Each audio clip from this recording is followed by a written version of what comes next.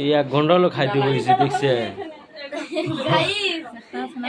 এক ঘন্টা হলো খাইতে বইছে এখনো খাওয়া হয় নাই ভুঁড়ে কত উঠে গেছে গা উপরে খাইতে খাইতে শরীরটা ঘাম মেলাইছে তা বলে খাওয়া হয় না পানি দাও তাই এত খাইলে হবে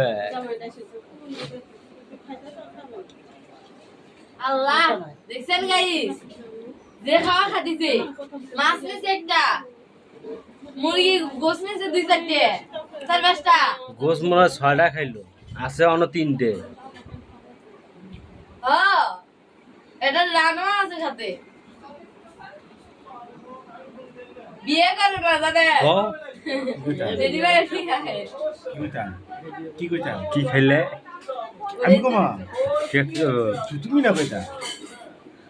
খালি খাই দিয়েছি মানে খাওয়ার সময় ডিস্টার্ব দরকার